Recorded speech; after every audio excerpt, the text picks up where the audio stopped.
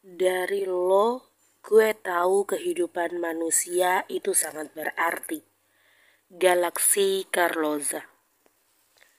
Pakai baju ini, titah Gala sambil menyerahkan baju panjang dan juga rok untuk Aileen pakai pagi ini. Aileen hanya menatapnya sekilas, lalu kembali menatap langit di balik jendela yang terbuka lebar. Ia benar-benar mengabaikan Gala. Gala menghela nafas panjang. Sejak tadi Aileen hanya diam. Sepertinya dia takut akan kejadian malam tadi.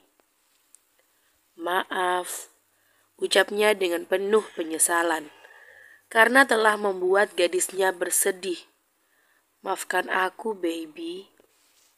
Siapa yang telah mengobati lukaku tadi malam? Akhirnya suara Aileen terdengar, membuat Gala sedikit lega. Violin, dialah temanku yang mengobati lukamu, baby.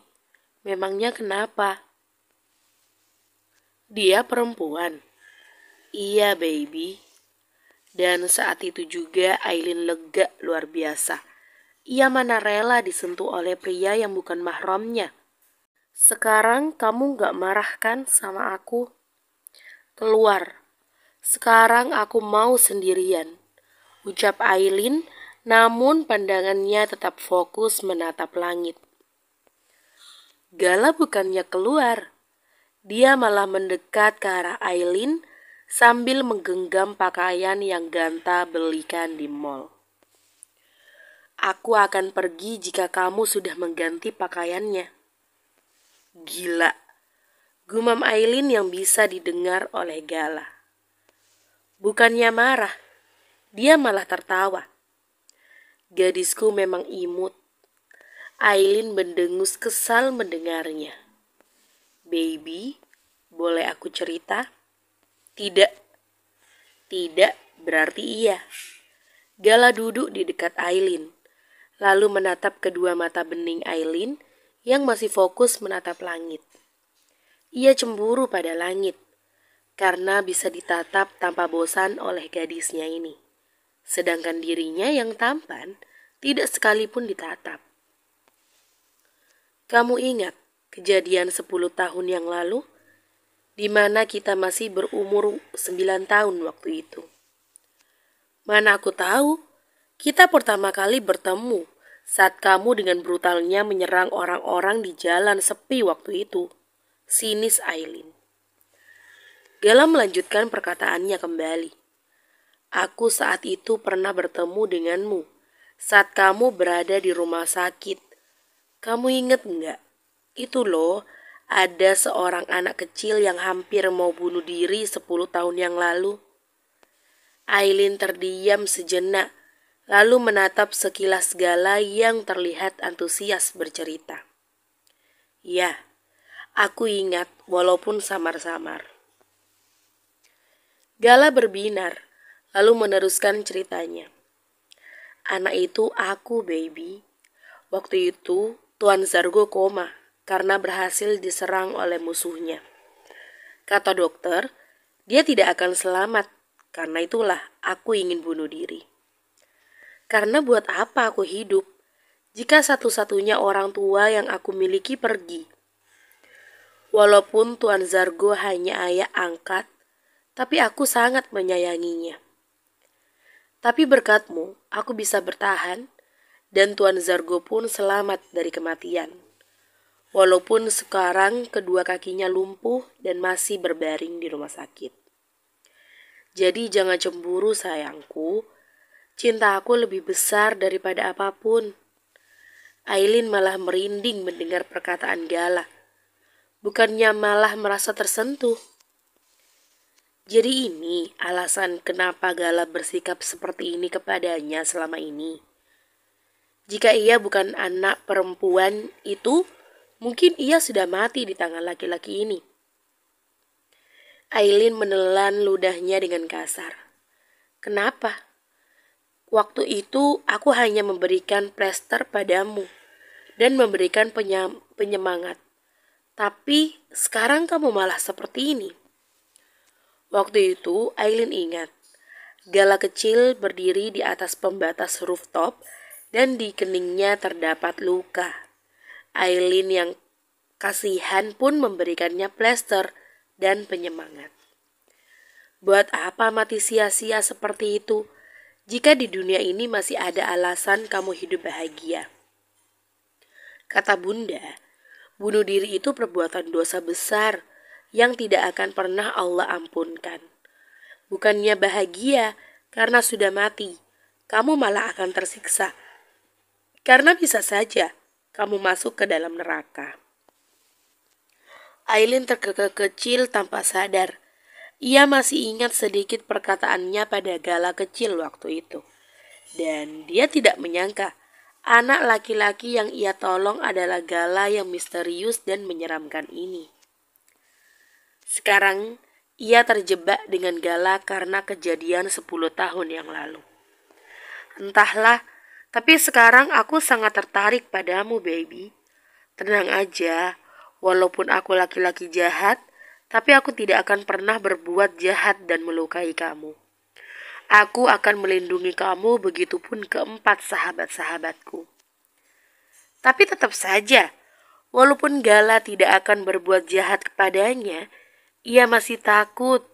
Hei, Gala adalah ketua gangster.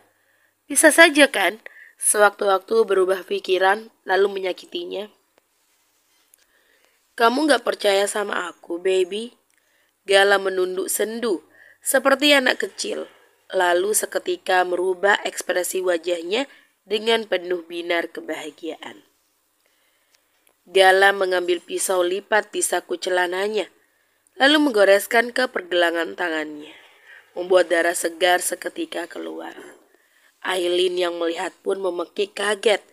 Dia dengan panik menyobek roknya, lalu melilitkan kain itu ke luka di tangan Gala. Gala sungguh gila. Apa kamu sudah gila? Gala mengerjap lalu menunduk sambil cemberut. Namun setelah itu dia tersenyum lebar. Aileen mengkhawatirkannya kah? Hatinya menghangat dan pipinya memanas seketika. Kamu gak percaya sama aku, baby. Jadi sebagai bukti aku tidak berbohong, aku menggoreskan luka di pergelangan tanganku. Aileen berdecak. Gala ini sungguh gila, dan ia bisa-bisanya mengkhawatirkan pria gila ini. Iya, aku percaya padamu. Kamu tidak akan macam-macam padaku. Terima kasih untuk tadi malam karena sudah menolongku. Jika saja kamu tidak ada, entah apa yang terjadi padaku. Apa kamu tahu apa yang terjadi tadi malam? Tanya Gala dibalas gelengan dari Aileen. Memangnya apa yang terjadi tadi malam? Aku hanya melihat kamu loncat dari atas pohon. Setelah itu aku jatuh tak sadarkan diri. Gala terdiam lalu tersenyum lebar. Tidak ada bohongnya. Namun aku sedikit mendengar suara hewan waktu itu. Itu hewan apa? Oh, Carlos. Dia hewan peliharaanku. Ucapnya dengan jujur. Hewan apa? Serigala. Apa? Shock Aileen tidak bisa menyembunyikan keterkejutannya membuat Gala juga ikut terkejut akibat teriakannya. Gala sangat lucu jika terkejut seperti itu. Serigala? Gala mengangguk 2 kali. Carlos tidak berbahaya kok.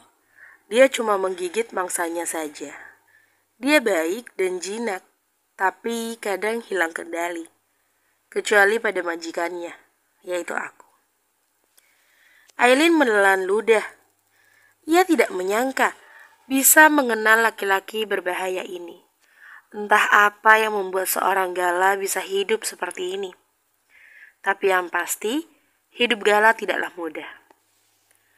Apa kamu ingin melihat Carlos? Aku akan memanggilnya. Tapi mungkin dia sedang tidur panjang setelah menyantap banyak makanan tadi malam.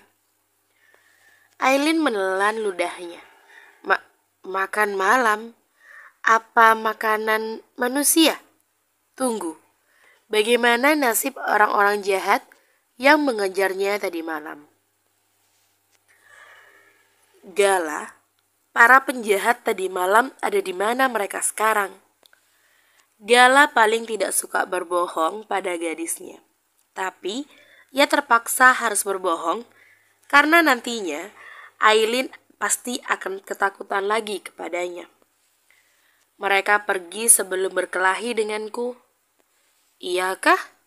Aileen tidak percaya. Kamu gak percaya sama aku? Aileen menunduk. Bagaimana bisa dia percaya pada penjahat gila ini? Aku bahagia bisa mengobrol seperti ini denganmu, baby. Kemarin-kemarin kan kamu takut padaku dan berkata ketus, tapi sekarang malah tidak. Jangan takut padaku, karena aku tidak akan pernah menyakitimu. Tidak akan pernah. Itu janjiku. Aileen tidak mengangguk ataupun menggeleng. Dia masih bingung hanya karena kejadian 10 tahun yang lalu di rumah sakit membuatnya harus terjebak dengan ketua gangster ini. Baby, aku ingin memelukmu. Aileen menelan ludahnya kasar. Sudah ia bilang, sewaktu-waktu pasti Gala akan membahayakannya. Tidak bisa, kita itu bukan mahram. Kata mahram untuk yang ketiga kalinya Gala dengar membuatnya semakin penasaran. Apa itu mahram? Aileen tidak bisa menyembunyikan keterkejutannya. Kamu tidak tahu mahram? Gala menggelengkan kepalanya. Tidak tahu. Tunggu, aku penasaran dengan agamamu. Agamamu apa? Agama? Itu semacam sekte kah? Oke. Wajah di balik cadar putih Aileen sekarang sudah pucat pasi. Gala, apakah dia penganut aliran sesat? Dan dia mengurungnya karena akan mengajaknya ke aliran sesat. Gila, ia harus cepat-cepat pergi dari sini. Kenapa kamu ketakutan, baby? Aku salah bicara ya? Kalau kamu berpikir aku penganut sekte aliran sesat, kamu salah. Mana bisa aku dibodohi oleh pemimpin sekte yang pernah aku temui minggu lalu dan mengajakku untuk menganut aliran sesat. Terus, siapa Tuhan yang kamu sembah? Pasti ada. Kamu diciptakan ke dunia ini dengan keyakinan pada Tuhan. Oh, itu toh. Aku tidak menyembah siapapun. Aku hidup selama ini dan membunuh. Sudah Aileen duga ternyata Gala adalah seorang ateis. Terus keempat teman-temanmu? Mereka sama, tidak menyembah siapapun. Kita tidak percaya akan adanya Tuhan. Karena selama ini kita hidup tanpa bantuan siapapun. Kita hanya mengandalkan kekuatan untuk bertahan hidup. Walaupun saat ini jantung Aileen berdegup kencang karena takut pada Gala, ia mencoba untuk berbicara. Kamu salah, Gala. Pantas saja hidup kamu hilang tanpa arah dan membunuh seseorang dengan sangat mudahnya. Ternyata kamu tidak memiliki keyakinan. Aileen menatap kedua tangannya lalu kembali berkata, agamaku Islam. Aku dilahirkan ke dunia ini dengan penuh keyakinan dan tujuan. Kedua orang tuaku, Ayah Saka dan Bunda Hera, mendidikku selama 18 tahun ini dan mereka tidak lupa mengajarkan apa itu Islam. Siapa Tuhan yang harus aku sembah, yaitu Allah. Dan nabiku adalah Nabi Muhammad. Kitabku adalah Al-Quran. Aku masih dalam proses hijrah. Jujur saja, aku dulunya perempuan yang nakal. Mungkin karena sering dimanja. Aku menjadi anak pembangkang. Sampai 1 tahun yang lalu ada seorang yang sangat baik dan meminta pada ayah dan bundaku untuk mencoba membawaku ke pesantren. Dan hasilnya atas didikan di pesantren, aku menjadi perempuan seperti ini. Hanya 5 bulan Aileen berada di pesantren. Dan setelah itu dia kembali dengan penampilan yang baru saat kelas 11. Bahkan dia menjadi pribadi yang sopan dengan tutur kata yang baik. Tapi jika ada orang yang berani mengganggunya, dia tidak akan tahan untuk tidak mengeluarkan sikap barbarnya. Jadi, Tuhan yang kamu sembah adalah Allah. Aileen mengangguk dengan kuat.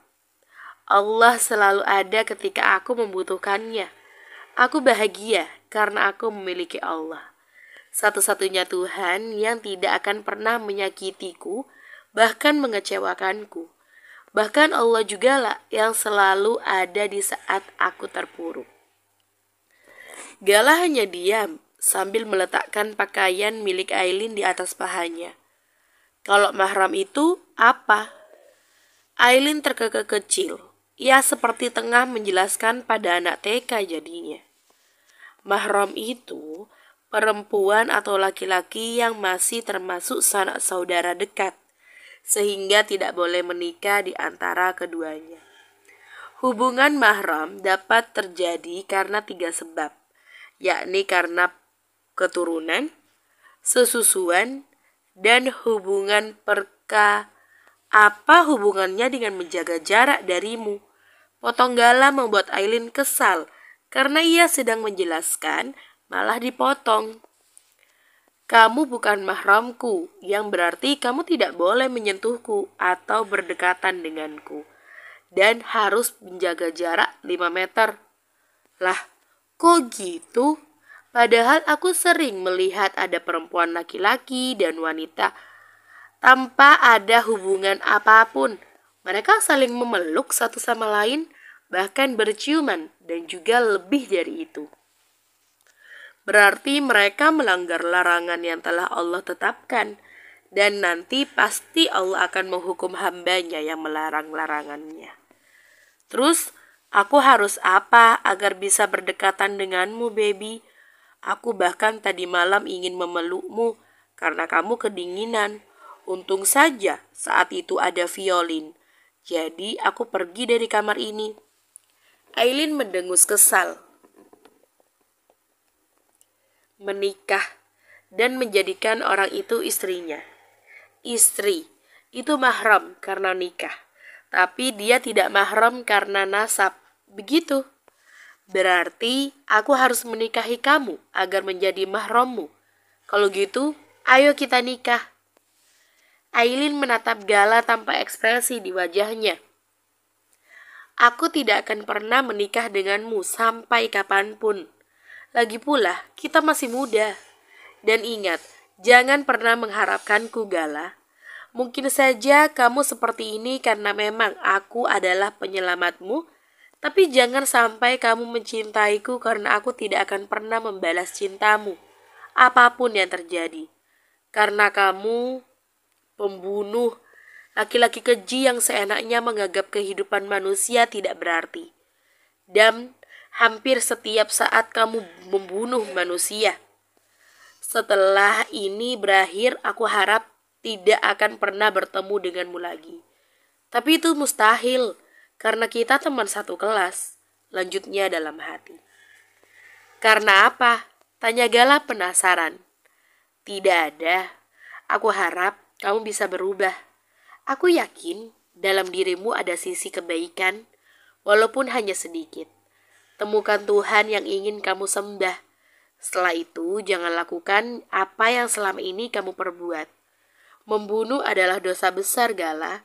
Sangat besar.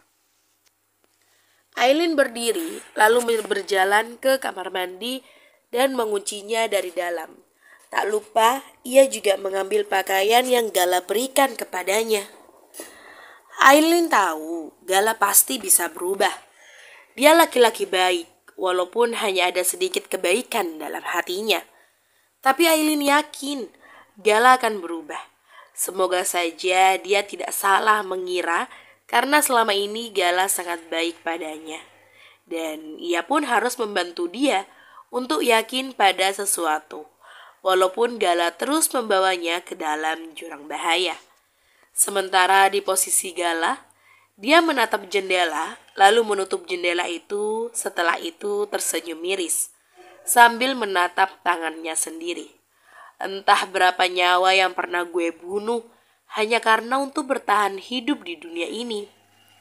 Baby, belum kami tahu kehidupan aku seperti apa. Bisa-bisanya kamu dengan mudahnya menyuruhku untuk berhenti. Maaf, tidak semudah itu, baby. Dara adalah temannya. Mana bisa dia melepaskannya? Tapi ini pertama kalinya gadisku memohon padaku. Gala menutup mulutnya, menahan senyuman. Jantungnya berdetak kencang. Dari sini Aileen perhatian padanya. Apakah aku harus berhenti menjadi pembunuh saja? Tatapan Gala seketika menjadi sendu. Sangat disayangkan, aku membutuhkan uang untuk pengobatan Tuan Zargo. Jadi aku harus terus membunuh orang untuk mendapatkan uang sebagai imbalan dari orang yang menyuruhku. Bahkan, bisnis klub dan narkoba masih belum cukup untuk pengobatan Tuan Zargo. Ayah angkatku itu benar-benar sangat merepotkan. Tapi bagaimana lagi? Aku sangat menghormati dan bagaimanapun caranya, dia harus tetap hidup. Gala berjalan keluar dari kamarnya, lalu pergi menuruni anak tangga satu persatu. Pagi bos, sapa Raffaello yang tengah memberikan Buana sarapan pagi. Daging mentah, itulah sarapan pagi yang beberapa kali Raffaello lemparkan ke atas dan dengan sigap Buana melahapnya. Di mana Ganta? Gue ada di sini. Ada apa bos? Saut Ganta yang tengah fokus dengan komputernya membuat Gala mendekatinya. Hasil dari penyelidikan lo gimana? Gue udah ketemu titik temunya di atas rooftop saat Aileen mencoba untuk membujuk Sevaya turun dari pembatas besi. Ternyata ada seseorang yang merekamnya. Dia adalah geng Galaxy Alfonso kelas 11 IPS 2. Satu kelas dengan Sevaya. Rekaman itu sepertinya sengaja diletakkan di sana. Gue lihat ada beberapa rekaman bulian. Sepertinya memang mereka sengaja meletakkan rekaman itu dan sialnya malah menjadi bumerang untuk mereka. Tapi rekaman ini tidak mudah gue dapatkan karena udah diambil oleh galaksi palsu. Dan dia bodoh karena tidak menghapusnya. Dan gue ada waktu untuk mengambil rekaman itu. Wah, nama depannya sama dengan lo bos. Seru Xavier ikut menatap layar komputer milik Ganta. Gala menyeringai. Gadis gue malah menuduh gue yang lecehin tuh cewek cupu. Dia salah paham. Nama orang yang melecehkan Sevaya berkali-kali bukan gue, tapi galaksi yang lain. Gala memainkan kunci mobil miliknya, lalu menjilat bibirnya yang kering. Hati gue sakit dituduh kayak gitu. Keempat sahabat Gala tidak bisa menahan tawanya mendengar perkataan Gala. Mustahil lo melecehkan Sevaya. Orang lo sangat jijik dengan perempuan. Yang ada lo bunuh dengan sekali tebas. Tapi kalau Aileen mungkin pengecualian.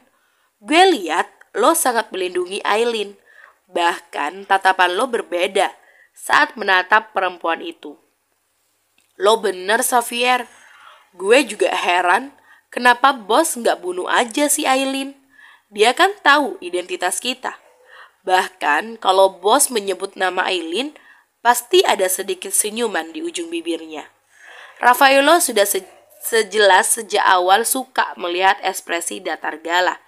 Tapi sekarang malah Gala sangat bahagia walaupun sedikit dia tutup-tutupi. Gala hanya diam beberapa menit mengabaikan godaan dari sahabatnya. Jangan sekarang lo sebarin rekaman ini ke internet. Dan juga pelaku tindakan pelecehan Sevaya itu siapa? Gue mau cabut dulu sebentar. Loh, kenapa bos? Gue rela-rela begadang demi cari rekaman ini. Dan bahkan sampai menyelinap masuk ke kamar si Gala palsu. untuk mendapatkan buktinya. Gala hanya diam, lalu pergi sambil menyambar jaketnya. Mana bisa semudah itu menyelesaikan semuanya. Kalau masalah ini selesai dengan tuntas, gadis kesayangan gue akan pergi dari rumah gue. Gue udah janji, tunggu seminggu. Semua masalah akan selesai. Gala paling tidak menyukai jika ia melanggar janji. Jadi walaupun semua bukti sudah mereka dapatkan, mereka akan mengunggahnya ke publik nanti setelah seminggu berlalu. Tuan muda, Anda mau kemana? Tanya salah satu penjaga yang sejak tadi menjaga gerbang. Saya akan pergi ke rumah sakit jiwa Permatasari. Jaga rumah gue, jangan sampai ada orang yang masuk seorang pun. Baik, Tuan muda. Rumah seperti kastil yang sudah tua namun di dalamnya ada banyak begitu harta berharga. Adalah rumah Tuan Zargo dan telah dia serahkan pada Galaksi. Tuan Zargo berada di rumah sakit dengan pengamanan ketat.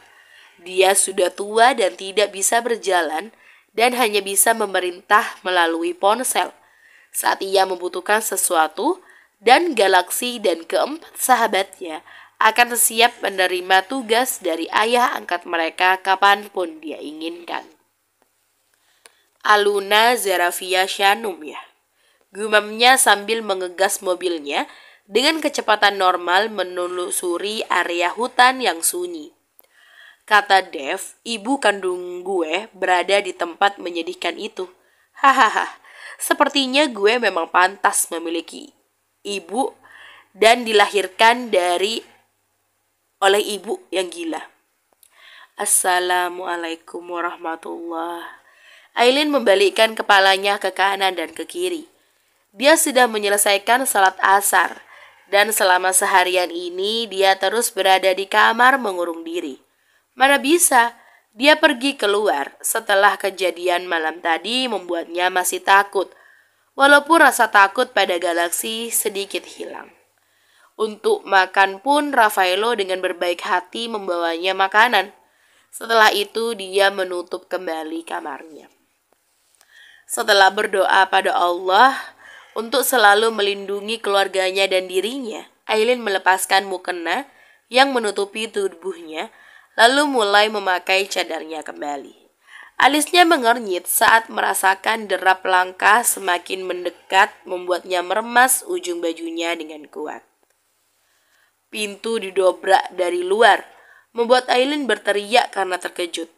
Dan saat itu juga dia mendongak menatap seorang laki-laki dengan pakaian serba hitam tengah berdiri dengan nafas terengah-engah. Menatapnya dengan tatapan sulit diartikan. Galaksi? Aileen tertegun melihat Galaksi mulai mendekat lalu memeluknya dengan erat. Baby. Punggung kekarnya bergetar sampai akhirnya Aileen mendengar suara isakan yang seharusnya mustahil bisa dia dengar. Seharusnya aku tidak menemuinya. Sakit, isak Galaksi dengan suara yang sangat menyayat hati. Bersama.